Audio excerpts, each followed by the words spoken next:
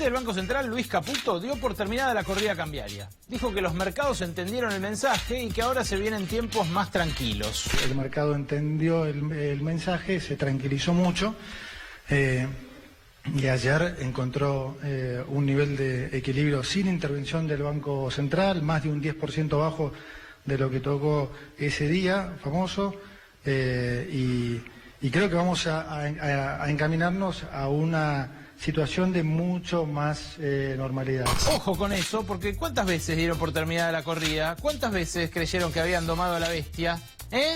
La gente no vaya a cambiar, va a quedar en 23, ahí va a estar, que es el dólar conforme inflación. Yo había dicho hace 2 meses 26 que me parecía, cuando estaba a 20.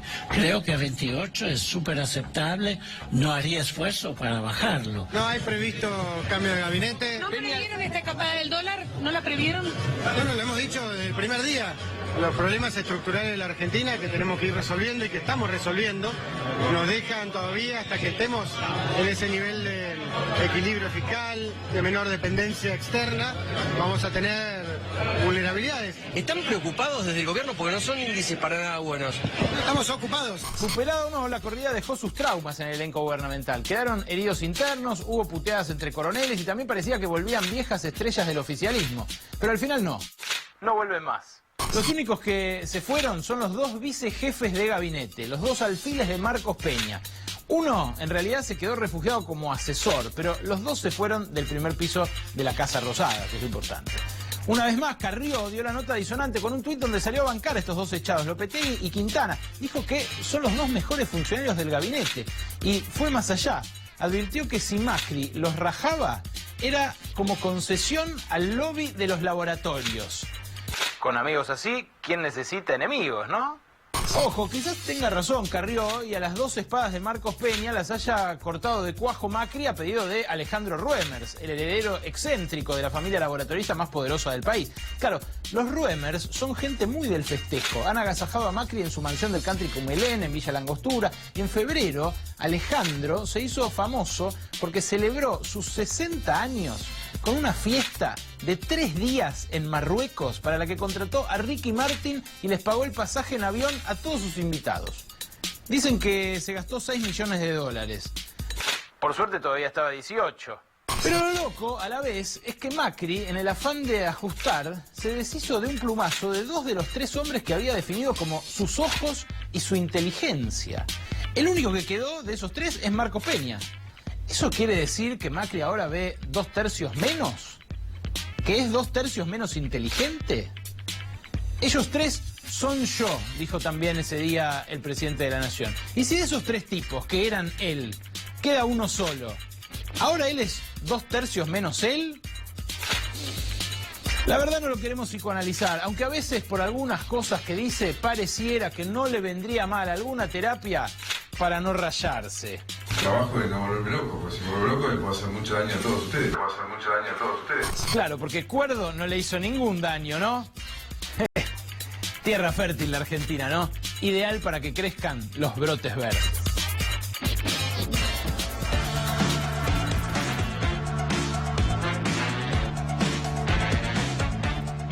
Buenas noches, bienvenidos, bienvenidas. Hoy vamos a hablar de un tema que te interesa a vos, que sacaste un crédito indexado y que ahora viste incrementarse la cuota brutalmente en los últimos meses por la inflación que no cede, que el gobierno no consiguió derrotar. O a vos que pensabas hacerlo y ahora te das cuenta de que es una posibilidad de lo más remota. Pero antes, hoy asumió, o hoy más bien se eligió presidente de la Corte a Carlos Rosenkrantz, en lugar de Ricardo Lorenzetti.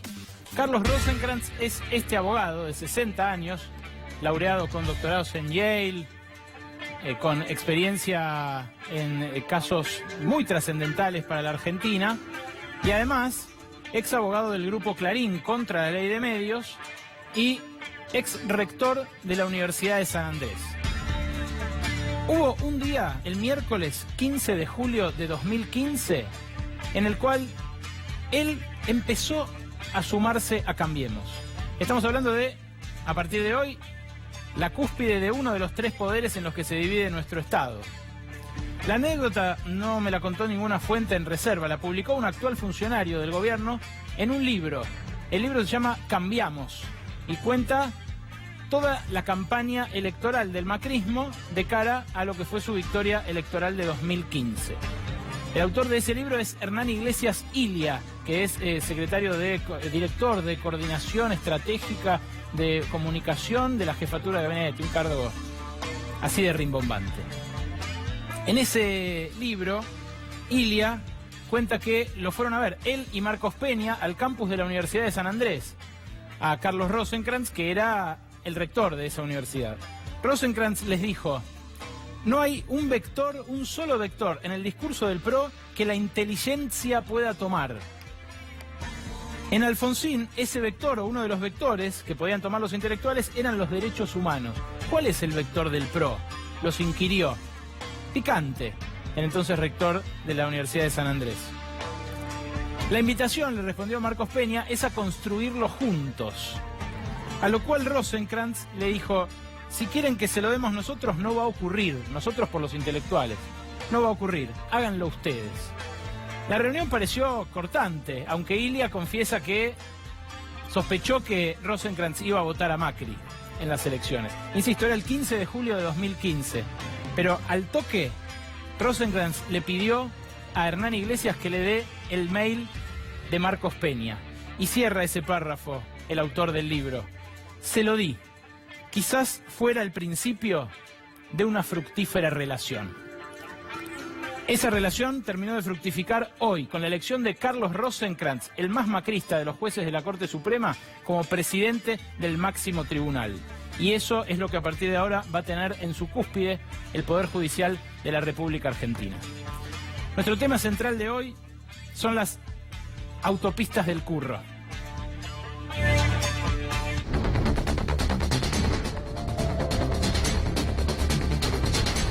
En nuestro primer programa usamos esta barrera de peaje para contarte algo que estaba por ocurrir. Nuestro primer programa fue en marzo de este año. Algo que estaba por ocurrir era la renegociación de los contratos de los accesos a la ciudad de Buenos Aires, el acceso norte y el acceso oeste. Es uno de los principales orígenes de la fortuna de la familia Macri, que allá por 1994 se quedó junto con un consorcio de concesionarios con aquel contrato para ser uno de los concesionarios de autopistas del Sol, de la Panamericana y del acceso norte.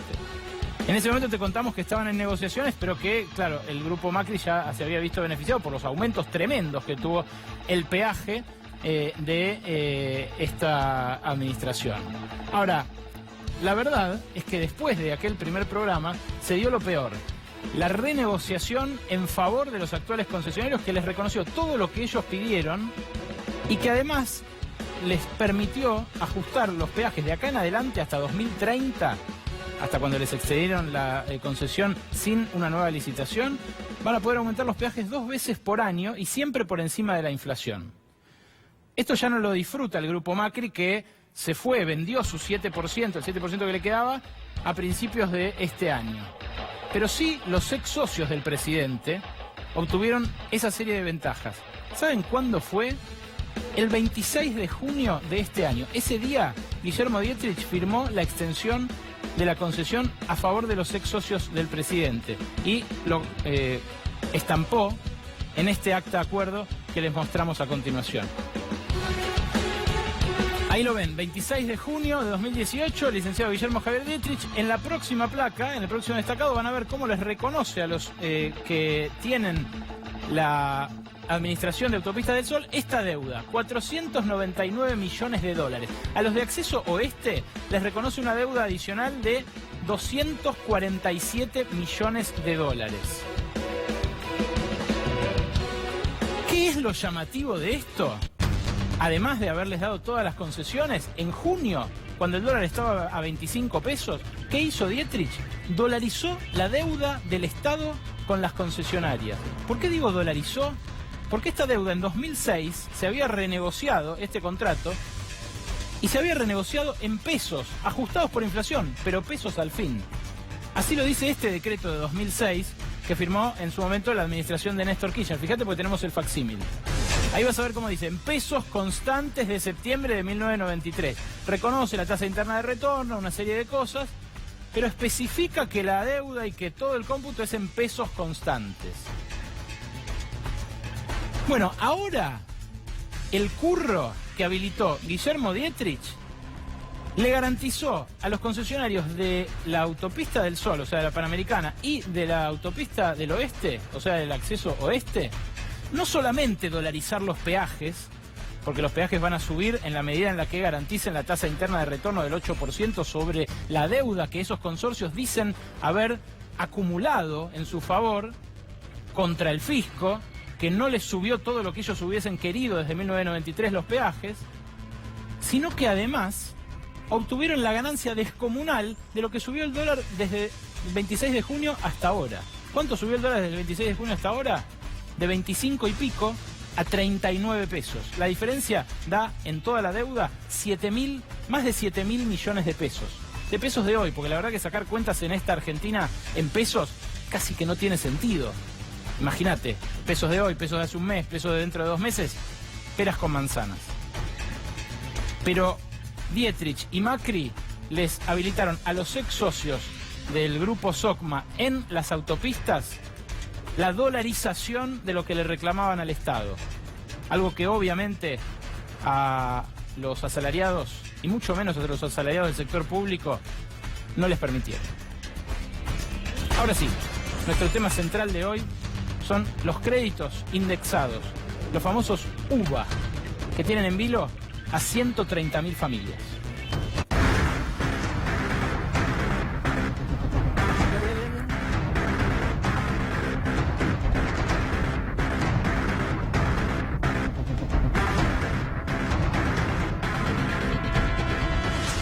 Por eso cuando algunos pensaron que arreglar el default, que bajar la inflación, a mí no me significa nada. ¿En qué me beneficio yo como argentino de que cumplamos con nuestras deudas, de que baje la inflación? En esto, en que la Argentina vuelva a tener acceso al crédito internacional, que baja la tasa de interés, que baja la inflación. Y eso se puede transformar en una oportunidad concreta de adquirir un crédito a 30 años, algo que no pasaba hace muchísimo tiempo. Y que cada vez que sigamos bajando la inflación, más baja va a ser la tasa de interés y más certidumbre en que ese alquiler se transforma en el ahorro que se materializa en esa casa. Y eso es algo maravilloso.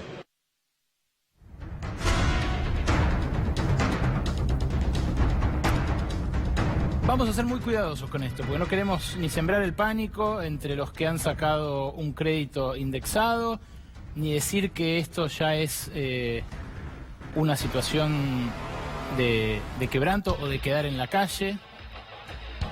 Pero a la vez tenemos que ser realistas. Hay 130.000 familias que accedieron a un crédito UVA, un crédito indexado por inflación, con un gobierno que les prometía que no iba a haber problemas porque la inflación estaba en franco descenso. Que este año iba a ser de 10%, más menos 2, como prometían Federico Sturzenegger y Lucas Liach, desde el Banco Central. Sabemos que ese más menos 2 se terminó convirtiendo en un más menos 32, ¿no? Porque va a ser de 42% este año, según admitió hoy el gobierno en el proyecto de presupuesto. Y eso empezó a verse en las cuotas. Hoy nos acompañan Claudia y Mariela, que sacaron sus créditos a través del sistema UVA, que me imagino se entusiasmaron por eso, y que ahora están con bastante miedo. También nos acompaña Ariel Cetón, que es economista especialista en finanzas personales y específicamente en el sistema financiero. Gracias por venir a todos. Gracias a vos por invitarnos. Bueno, en mi caso particular, yo cuando salieron los créditos me entusiasmé muchísimo porque era el sueño de la casa propia. Y claro, con una meta de inflación de un 17, un 18%, era más que atractivo el crédito. ¿Esa es tu casa, Claudia? Sí, esa es mi casa.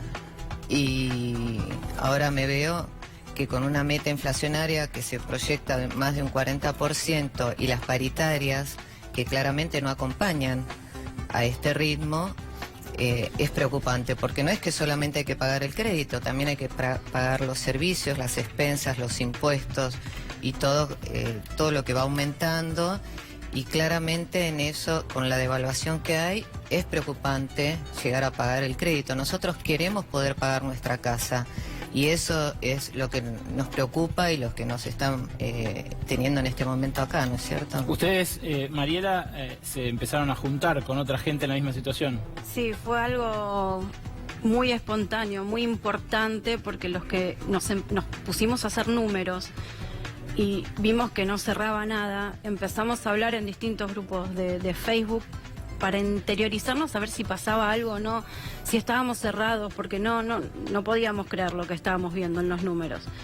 Y empezamos a juntarnos, sí, a hablar, a charlar, y bueno, y la preocupación nos llevó a autoconvocarnos y a levantar la voz para decir, necesitamos un salvavidas. Esta es tu casa, la que estábamos viendo recién. Es mi casa. Veo por las Sí. camas cuchetas que tenés hijos. Tengo 2 niñas, sí, al momento de la escritura te podrás imaginar que es, wow, le estoy dando la casa a mis niñas. Un sueño. Un sueño. A los 3 meses el sueño se empezó a poner un poquito oscuro. Más o menos, ¿cuánto les aumentó? Y mira, para que te des una idea, desde enero de este año hasta el día de hoy aumentó un 22.3% aproximadamente, en mi caso. La cuota. La cuota. Y el salario de mi marido, porque yo estoy sin trabajo, un 11%. Estaríamos con un pequeño desfasaje. Sí. Y te estoy hablando solamente de 8 meses.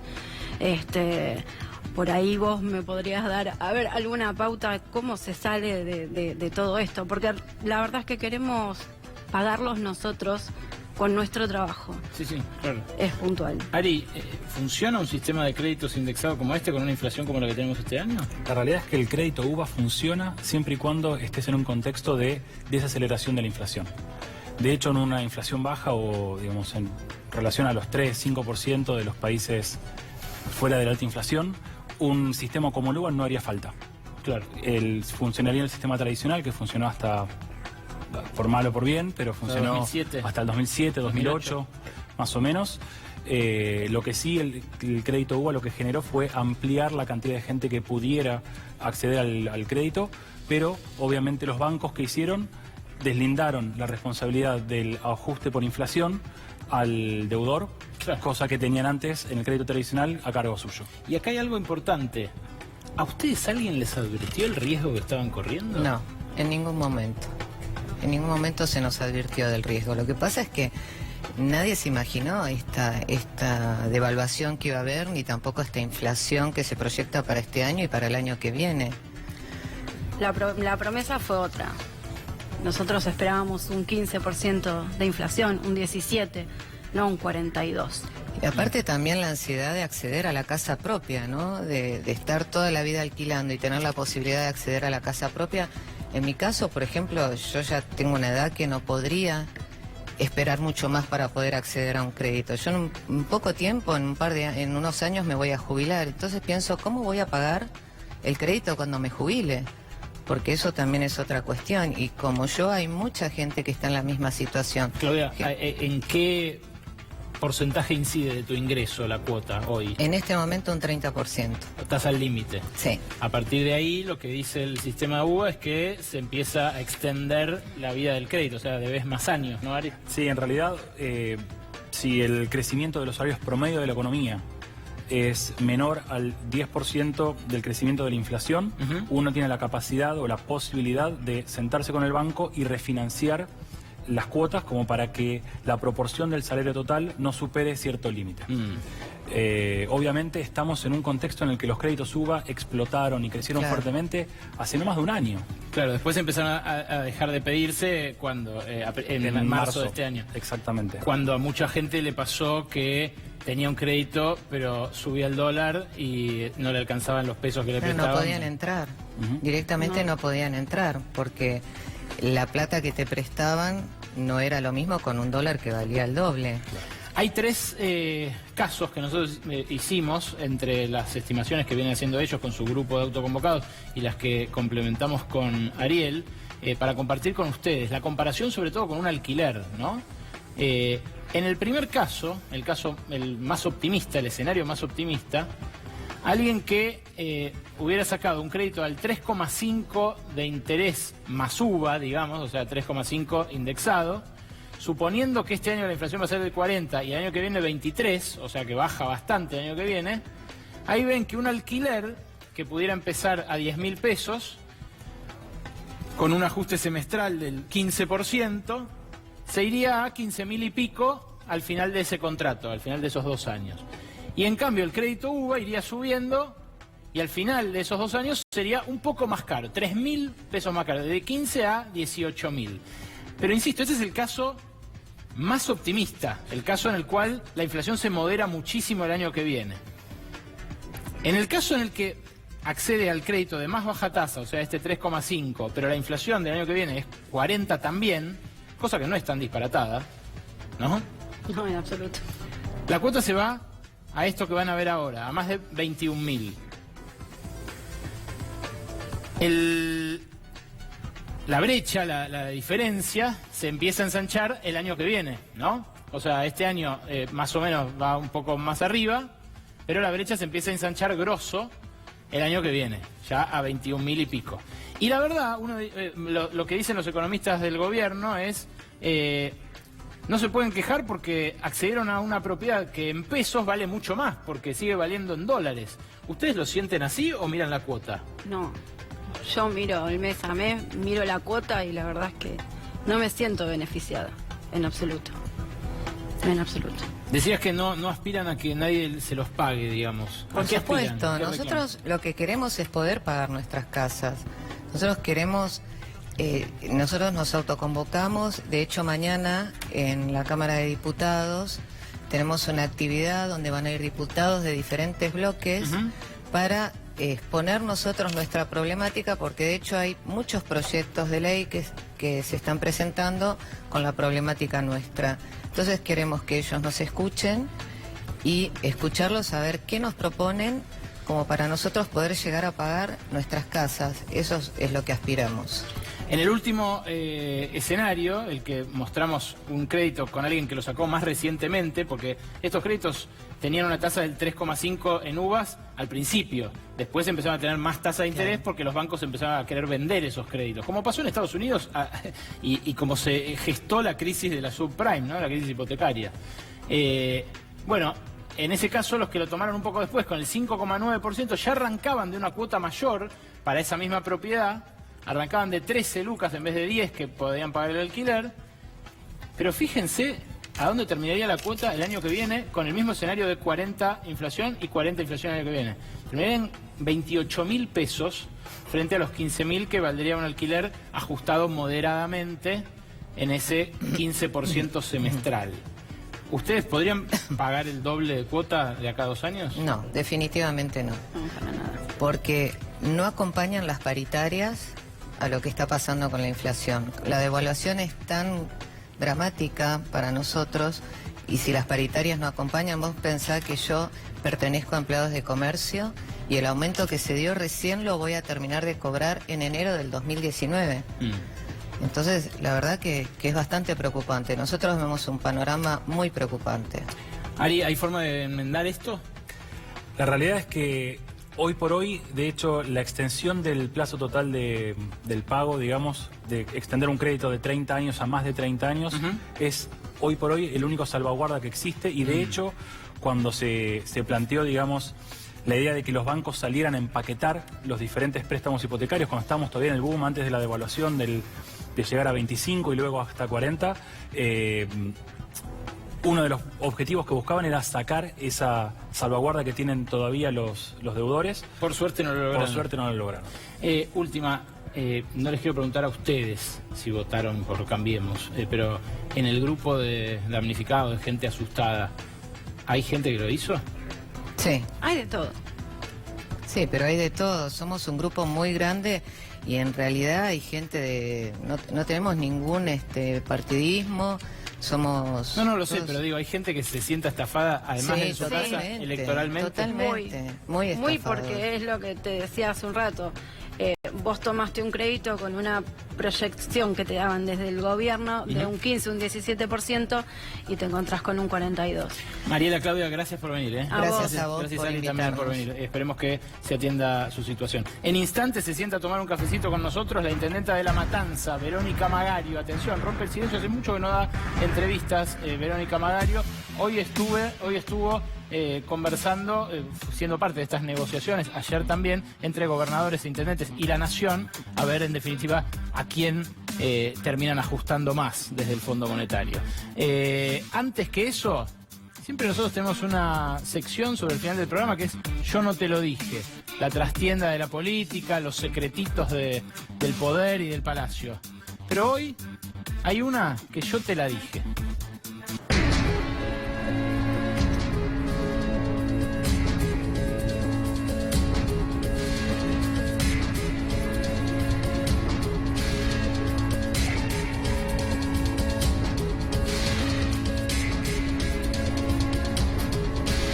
Yo te lo dije, te lo contamos acá hace un mes y pico, que Luis Toto Caputo, el presidente del Banco Central, se había bajado de la bicicleta financiera a tiempo.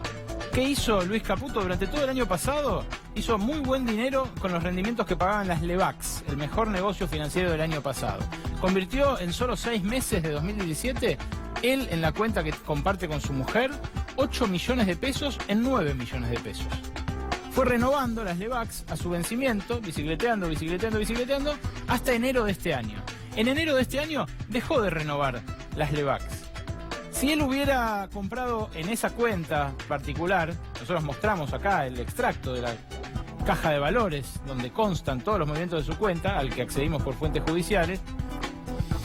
Si hubiera Caputo, que además se tomó sus vacaciones en plena corrida cambiaria, el fin de semana largo del 17 de agosto, quizás con aquel rendimiento, ¿no? Vaya uno a saber. Pero si hubiera comprado otra acción, otro bono, constaría en el extracto de la caja de valores.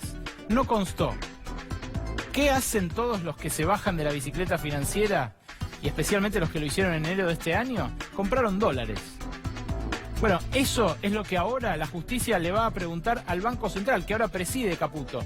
Porque ayer el diputado de la ciudad, Leandro Santoro, presentó una demanda penal contra Caputo por negociaciones incompatibles con la función pública y también por incumplimiento de los deberes de funcionario público, para establecer si esta compra de dólares y esta venta de las Lebacs fue un acto ilegal.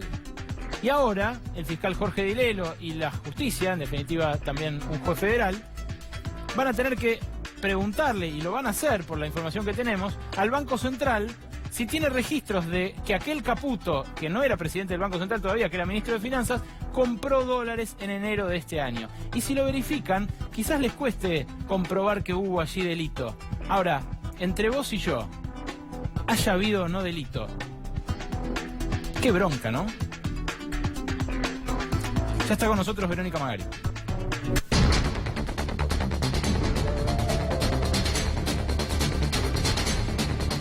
Gracias por venir, Verónica. Toma asiento. Tenemos la costumbre acá de hacerle un cafecito a la gente que nos visita. Un cafecito, bueno. Me imagino que no te vendrá mal después de las jornadas de negociaciones que están teniendo con gobernadores y demás. ¿A quién van a ajustar más? A la gente en general. Todos estos ajustes y recortes tienen que ver fundamentalmente con más aumentos, con mucho más ajuste a nuestra gente en el consumo diario, en las tarifas, en los recursos que llegan para generar actividad económica, en los recursos que llegan para generar trabajo, empleo.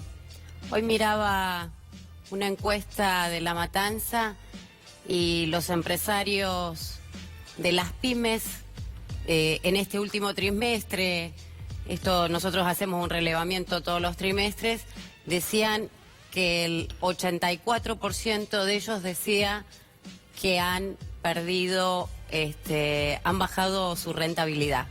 Esto quiere decir que el 84% de nuestros empresarios están en una situación cada vez más compleja. Y así están los comerciantes, y así está el empleo, y en definitiva la obra parada por todos los fondos que se van sacando, los subsidios que se siguen trasladando, los subsidios de la energía, del transporte, bueno, habrán escuchado todos, que se siguen trasladando a las provincias y a los municipios, que es en definitiva la gente, porque las provincias y los municipios no van a poder asumir esto. Esa realidad social, ¿en qué se palpa en un municipio como La Matanza? ¿En qué se palpa el ajuste en carne viva, digamos? Lo decía el diario El País en estos días cuando entrevistaban a comerciantes. ¿En qué se palpa? En que la clase media hoy no puede pagar todo aquello que pagaba antes. Sus autos están en la calle y no están más en las cocheras. Chicos que tienen que dejar de ir a las escuelas privadas para poder ir a las escuelas públicas. La situación cada vez más compleja porque pierden trabajo, pero además el poder adquisitivo. Olvidémonos de unas vacaciones, como algunos funcionarios, aunque sea Río, ¿no? Imposible. Pero realmente hoy la clase media es la más afectada. Y nosotros decimos... ¿Por qué no los pobres? Porque el pobre... Todos. No, pero los pobres, o los que menos tienen, o los que menos ingresos tenían, venían ya padeciendo la inflación y la crisis. Hoy la inflación le está pegando mucho más a la clase media. En materia de hambre, de indigencia, de drama social, ustedes... bueno, el gobierno acaba de disponer una partida adicional para alimentos, para los comedores, la provincia también lo hizo. ¿Llega? ¿Hay lo suficiente para atender la demanda que se genera? No hay lo suficiente. Esto es lo que veníamos diciendo estos días cuando hablábamos del Fondo Sojero. El Fondo Sojero, que tal vez todo el mundo no lo conoce, es ese fondo que llega hasta el último pueblito más chiquitito de la provincia, más recóndita, allá en el límite de Jujuy con Bolivia, o en la Patagonia, en el último tramo. Y ese fondo sirve para generar infraestructura y para hacer escuelas, para hacer hospitales, para hacer caminos, los caminos de la cosecha. Muchísimas ciudades chiquitas o pueblos chiquitos lo utilizan para eso. Ese fondo, que hoy no lo vamos a tener más en nuestras ciudades, ese fondo a nosotros nos permitía hacer esas obras. Ahora no se van a hacer esas obras, pero es peor aún. Nosotros lo que teníamos que destinar los municipios a los fondos sociales, es decir, a aquellos chicos que no están comiendo, a aquellos abuelos que no están comiendo, a aquella asistencia alimentaria que cada vez se multiplica cada vez más. Se me duplicó en La Matanza el doble de la asistencia alimentaria del mes pasado a este mes. ¿Cómo el doble? El doble de gente tuvimos que asistir alimentariamente de julio a agosto. Miren ustedes con qué rapidez están produciéndose los hechos. Pero ¿qué pasa? Nosotros los municipios no vamos a poder sostener esto, y si cada vez nos sacan más fondos, menos vamos a poder aportarle a los fondos sociales. ¿Ustedes organizan saqueos? No, me lo pregunto porque, en serio, la ministra de Seguridad sugirió que hay dirigentes de la oposición que en los distritos más pobres están empujando por grupos de WhatsApp, en unidades básicas y demás, actos delictivos, abiertamente. La verdad que nos da mucha tristeza, primero porque trabajamos muchísimo por la paz social, por la contención. Mucha tristeza que acusen o quieran buscar culpables cuando en definitiva ellos deberían estar trabajando por contener la crisis económica que han generado. Y acá hay que trabajar por poner fondos y contener a la gente. Y eso es lo que hacemos los intendentes, porque estamos todo el día al lado de nuestra gente. Pero no puede haber punteros, dirigentes menores, segunda línea, algún concejal. No, miren, realmente lo que hay es hambre. Y lo que hay que contener es ese hambre. La verdad es que la situación se va a ir complejizando y por eso decimos que hay que contener y hay que poner inversión. Hoy la gobernadora, es cierto, anunció el aumento en los comedores escolares del monto. Es lógico. Empezamos con un presupuesto el año pasado que fue votado a $1 que estaba a 18, 20 pesos y hoy tenemos $1 a 40 pesos. no hay precios en los alimentos, no hay precios en los insumos. Por eso decimos que hay que declarar además la emergencia. Estamos en emergencia social y económica en nuestros distritos. ¿Y eso qué implicaría? Y esto implica que necesitamos poder tener mecanismos más rápidos y tener además fondos destinados a lo social rápidamente. Esto significa que nosotros hoy, frente a la emergencia, tenemos que tomar medidas rápidas. Hay que armar mesas de diálogos en nuestros distritos, donde participen todos los sectores. La iglesia, donde esté, por supuesto, los empresarios, los comerciantes, los docentes, donde estén todos, absolutamente todos. Y ellos sean parte de esta demanda que está apareciendo en cada barrio. Ir a instalarnos en cada escuela. En cada escuela y que aparezca ahí la demanda y vayamos poniendo lo que haga falta. Pero para eso hace falta fondos. Y lo que hoy, por ejemplo, la gobernadora anunció 500 millones, es lo que me va a costar o les va a costar a los matanceros el alumbrado público este año. El alumbrado público le cuesta 500 millones a La Matanza. Entonces quiere decir... subió la luz. No representaba eso. Exactamente. ¿Qué quiero decir? Si pensamos en lo social, pensemos en serio en poner fondos para lo social. Sí, claro. Te iba a preguntar, lo que pasó en Moreno, los dos maestros, la vicedirectora y el portero de esa escuela, que fallecieron por una instalación por lo menos deficientemente controlada. Así es. ¿Puede pasar en otro distrito bonaerense? Lo que sucedió en Moreno es parte de la falta de fondos en educación. Pero las escuelas de Moreno están muy distintas a las de La Matanza. Pero las escuelas de la provincia no están distintas ni en Moreno ni en La Matanza, porque la provincia no pone fondos para infraestructura. Puede pasar en cualquier lugar de la provincia de Buenos Aires. Hoy es el Día del Maestro. Quizás haga bastante tiempo que no pone la provincia esos fondos, ¿no? Pasaba también con anterior. Fundamentalmente hay una crisis ahora de nada de fondos. No, pero digo, nada de fondos. Las escuelas bonaerenses de hace mucho tiempo que vienen expulsando chicos porque tienen muy mala infraestructura, desde la época de Anzioli. Incluso quizás antes, ¿o no? La educación pública ha hecho muchísimo. Y te decía, hoy es el Día del Maestro, a los cuales les quiero agradecer enormemente, porque específicamente los docentes son hoy los que nos están ayudando a asistir a alimentar a los chicos de la escuela pública. La escuela pública en los momentos de crisis es la que acompaña a los que más necesitan. Indudablemente. Y por eso decimos que hay que declarar la emergencia en infraestructura y en educación, fundamentalmente, infraestructura de educación. ¿Por qué?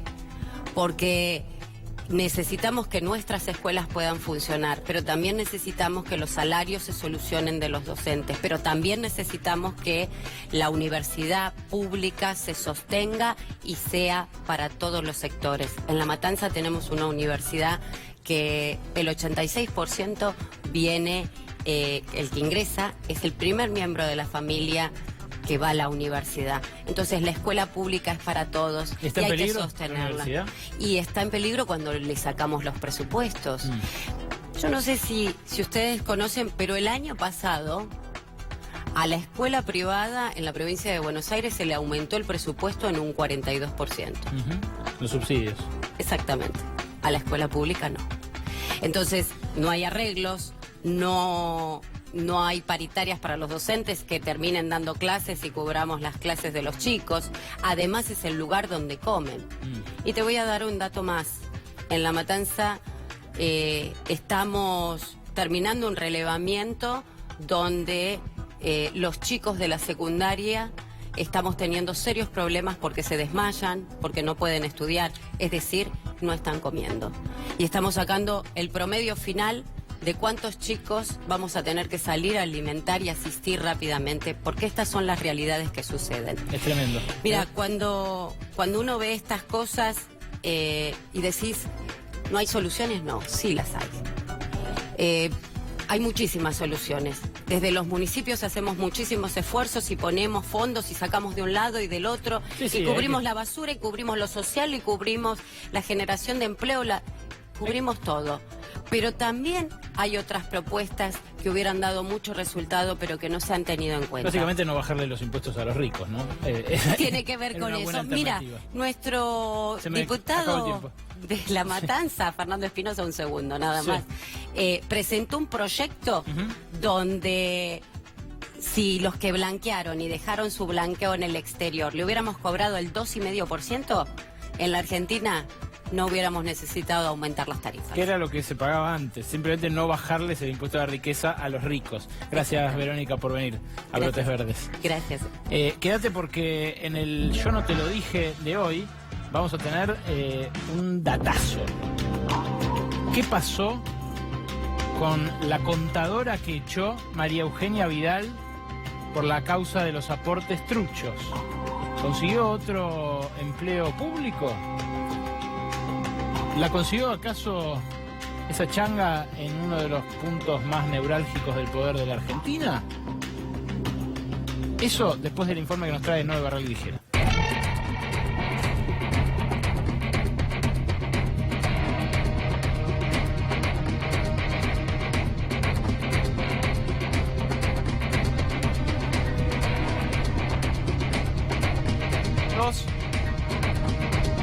Los dos bandos en los que se dividen hoy los gobernadores, ¿están en guerra entre sí los gobernadores? Y quedó evidenciada la grieta. Hoy fue un día de muchas reuniones. La primera fue en el CFI, en el Consejo Federal de Inversiones, y quedó evidenciada la grieta entre los gobernadores peronistas que se juntaron para intentar encontrar un consenso, enfrentar a la Casa Rosada más unidos, pero quedó muy claro desde el vamos por dónde iba a pasar la discusión.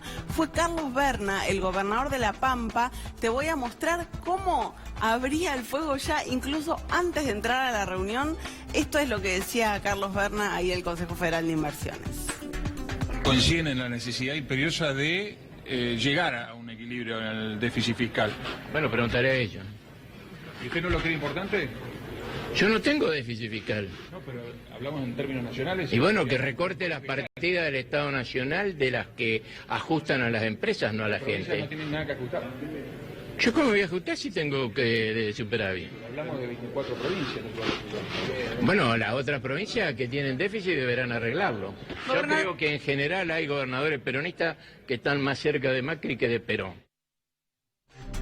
Así se dio vuelta y se fue. Livianito, ¿no? Livianito. Se la mandó a guardar. Livianito. A los que decían...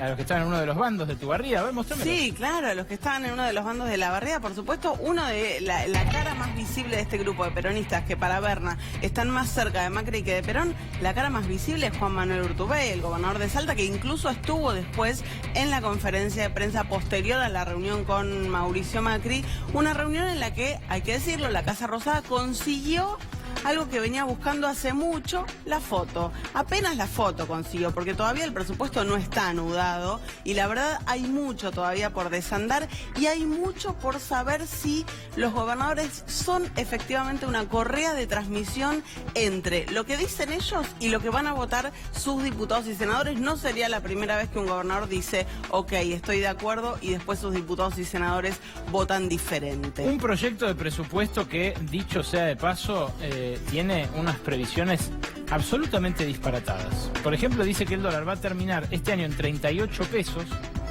Hoy cerró a 38,75. O sea, dice que va a bajar. Y que se va a sostener hasta diciembre. Que se va a sostener hasta diciembre.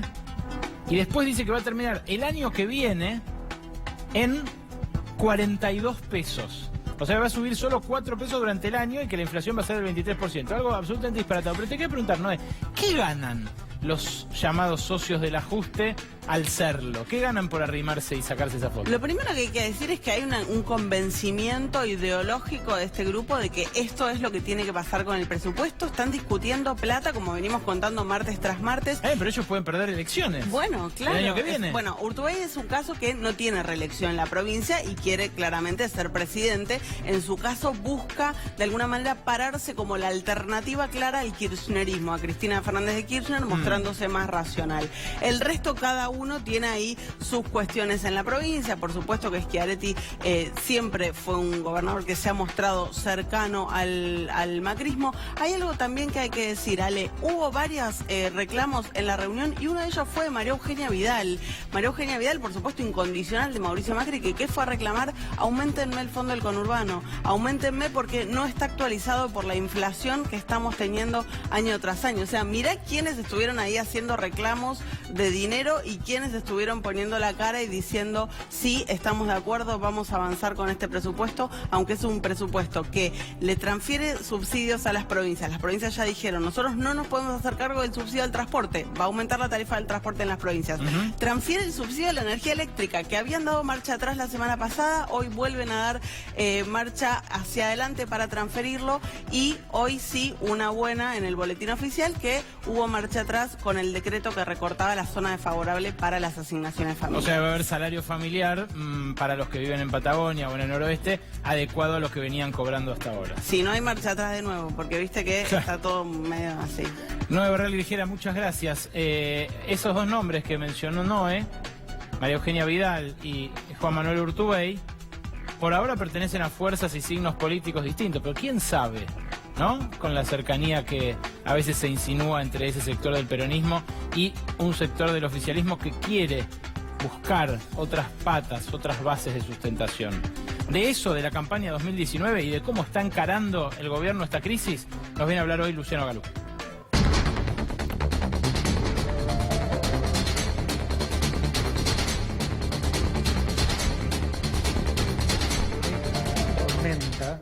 En un país desarrollado dura 1 minuto y medio, ¿sí?